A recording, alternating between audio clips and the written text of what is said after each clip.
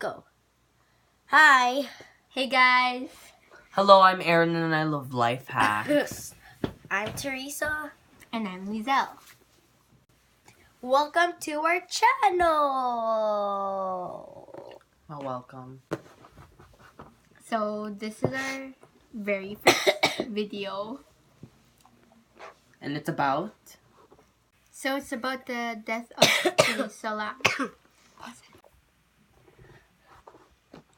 So Elisa Lam, also known by her Cantonese name, Lam Hoi, is a Canadian student who studies at the University of British Columbia in Vancouver. Elisa Lam disappeared January 31, 2013, after hotel guests started to complain the water came out black for like 2 seconds. Number 2. Then returning back to normal. Workers had went up on the roof to check the water tank. She was found naked and dead inside of the water tank on the top of the Cecil Hotel in downtown Los Angeles, on February 19, 2013. She went on a West Coast trip, and that's where she went missing. There's a footage of her in the hotel where she was acting strange. This was the last time people seen her alive. So the Elisa Lam story is a very strange and mysterious story. No one really knows what exactly happened to her. There are many things in her case that confuse a lot of people.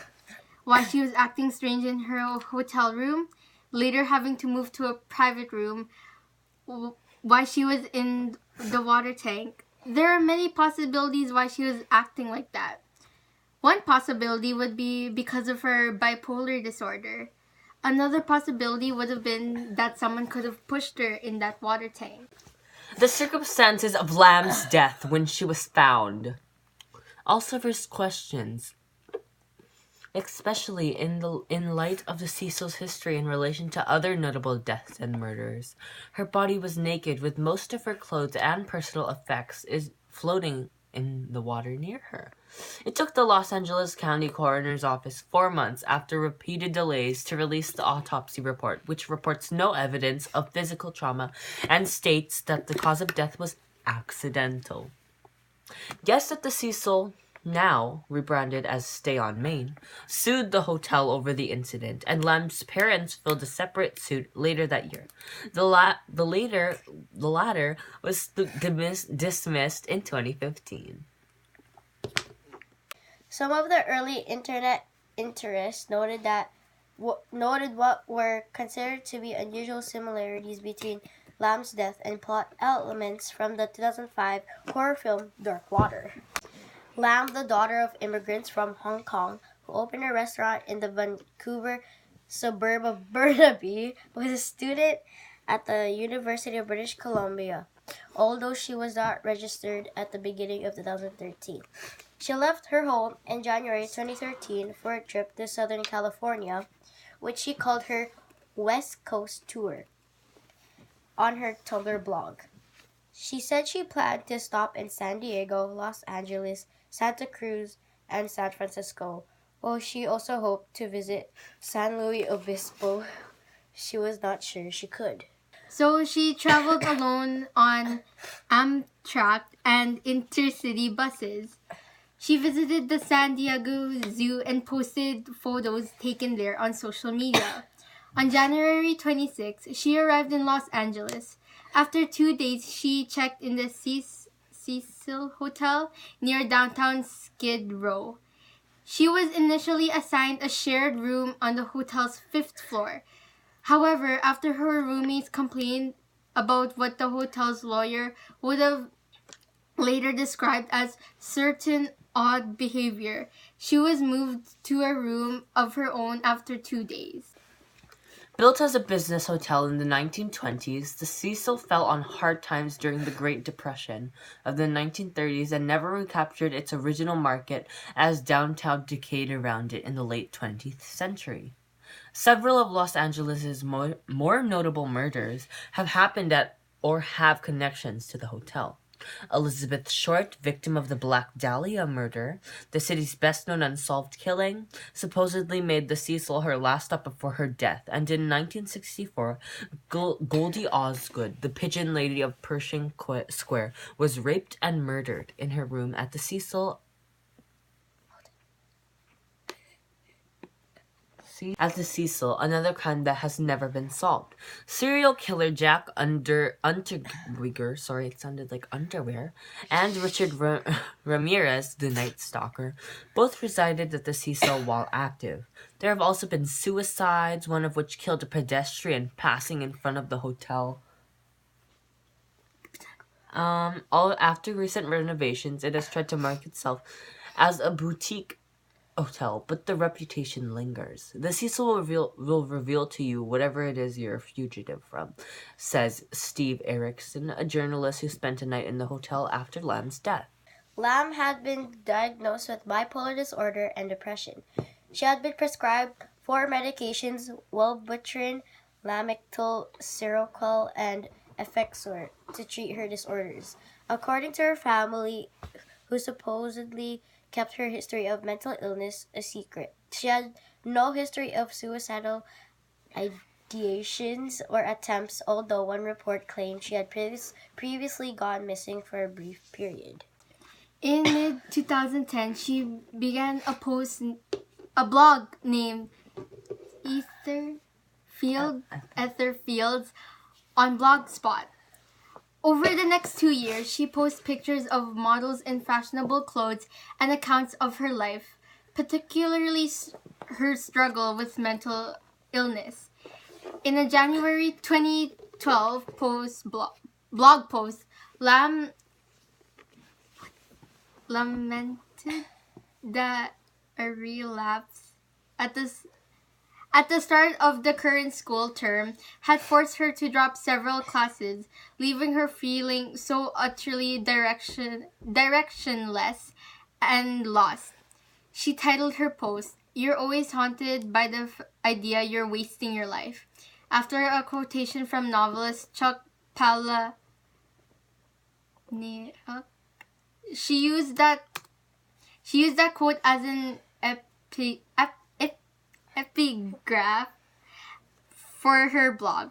She worried that her transcript would look suspicious with so many withdrawals, and that it would result in her being unable to continue her studies and attend graduate school.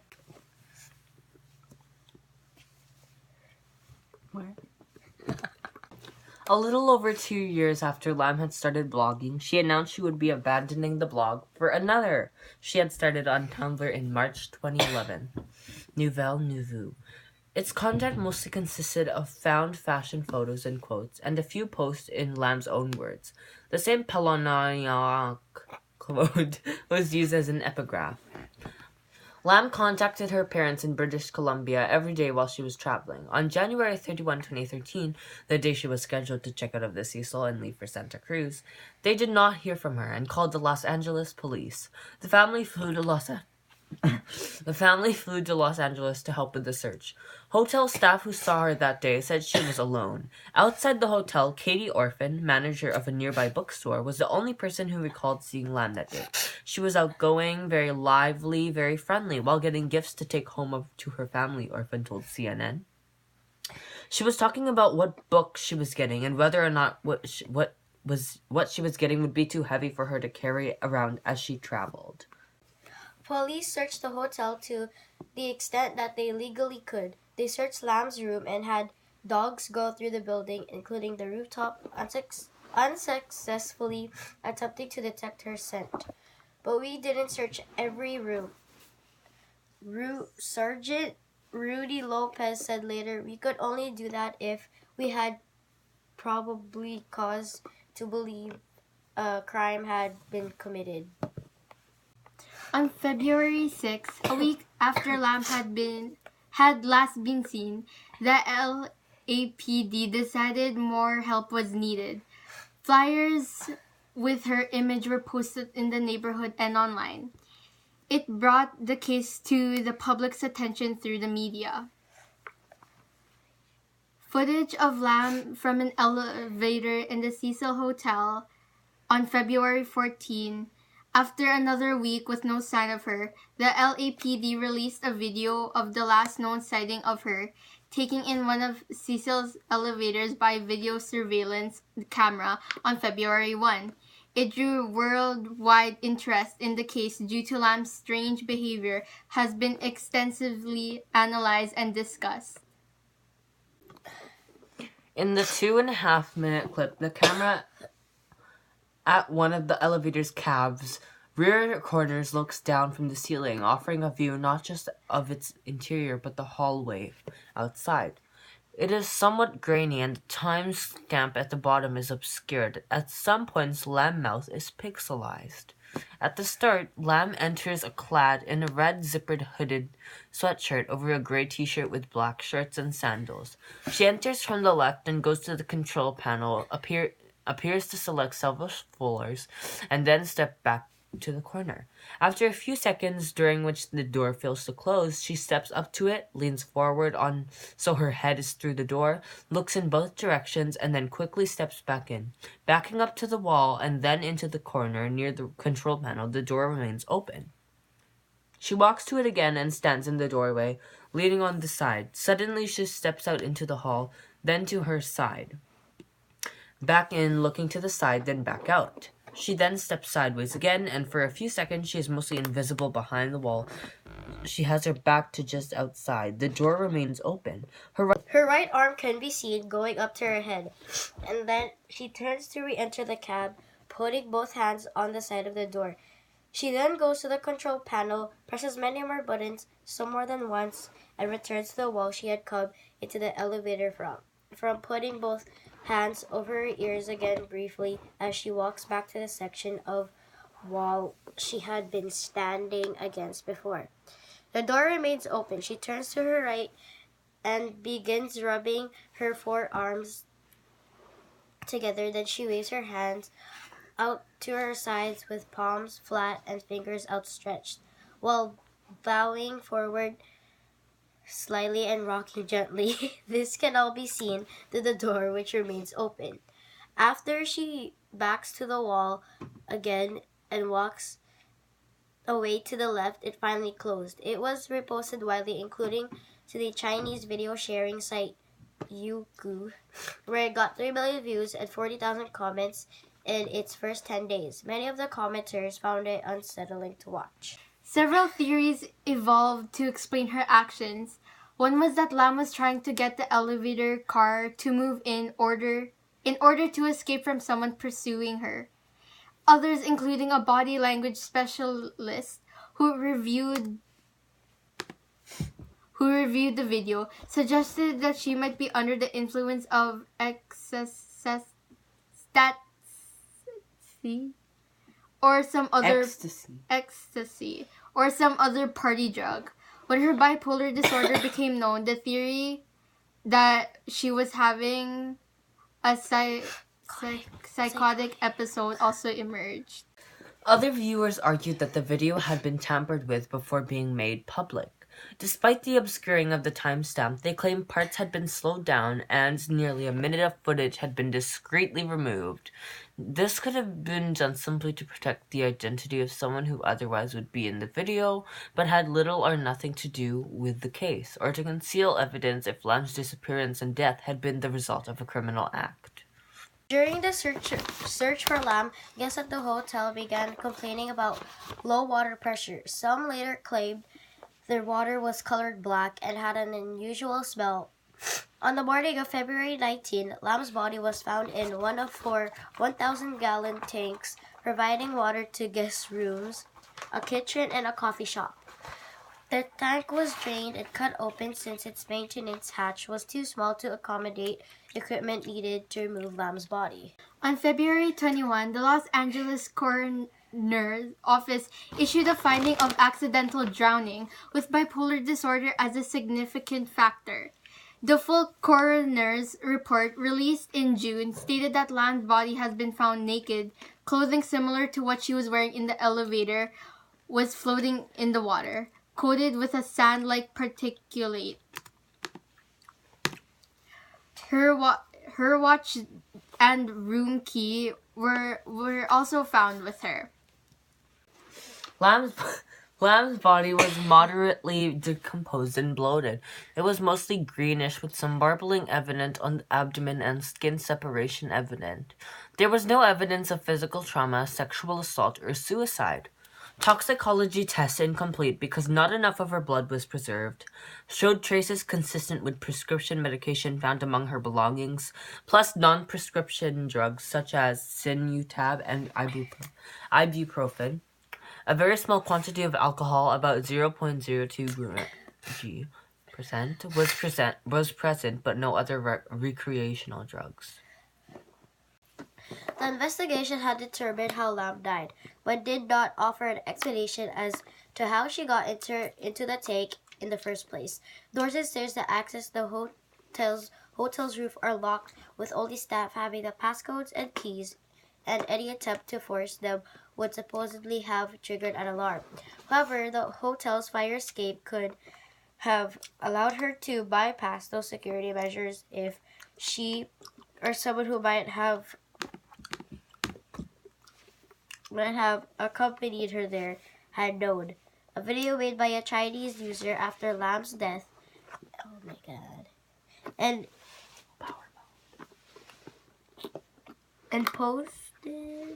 posted to the internet showed that the hotel's roof was easily accessible via the fire escape and that 2 of the lids of the water tanks were open. Wait, there's a sentence. Apart from the question of how she got on the roof, others ask if she could have gotten into the tank by herself. All 4 tanks are 4 by 8 foot cylinders propped up on concrete blocks. There is no fixed access to them, and hotel workers had to use a ladder to look at the water. They are protected by heavy lids that would have been difficult to replace from within. Police dogs that searched through the hotel for Lam, even on the roof, shortly after her disappearance was noticed, did not find a trace of her, although they had not searched the area near the water tanks. Theories about Lam's behavior in the elevator video did not stop with her death. Some argued that she was attempting to hide from a pursuer, perhaps someone ultimately responsible for her death, while others said she was merely frustrated with the elevator's apparent malfunction. Some proponents of the theory that she was under the influence of illicit drugs are not dissuaded by their absence from the toxicology screen, suggesting that they might have broken down during the period of time her body was decomposed in the tank, or that she might have taken rare cocktails of such drugs that a normal screen would have not detected. The autopsy report and its conclusions have also been questioned. For instance, it does not say what the results of the rape and fingernail kits were, or even if they were processed. It also records subcutaneous pooling of blood in an area, which some observers suggested was a sign of sexual abuse. However, one pathologist has noted it could have also resulted from the bloating in the course of her body's decomposition, and her rectum was also prolapsed. Even the coroner's pathologist appeared to be ambivalent about the conclusion that Lam's death was accidental. One page of the report has a form of boxes to check as to whether the death was accidental, natural, homicide, suicide, or undetermined. In large type and a sufficient distance from each other, the accident box is dated June 15. However, 3 days after the undetermined box was checked instead, this was at some point in the 3 days before the report's release noted as an error and crossed out and initialed. Since her death, her Tumblr blog was updated, presumably through Tumblr's option, which allows posts to automatically publish themselves when the user is away. Her phone was not found either with her body or in her hotel room. It has been assumed to have been stolen at some time around her death. Whether the continued updates to her blog were facilitated by the theft of her phone, the work of a hacker, or through the queue is not known, nor is it known whether the updates are related to her death. In September, Lam's parents filed a wrongful death suit claiming the hotel failed to inspect and seek out hazards in the hotel that presented an unreasonable risk of danger to Lam and other hotel guests, and seeing unspecified damages and burial costs. The hotel argued it not have reasonably foreseen that Lam might have entered the water tanks, and that since it remained unknown how Lam got to the water tank, no liability could be assigned for failing to prevent that. In 2015, the suit was dismissed. Well, that's all we have to say. That is the ending. Yeah. This is our first The video. incident is not explained, and that is all the information we have. Please don't judge. It's just our This is first the time. video. Yeah, it's first time. Hope you enjoyed.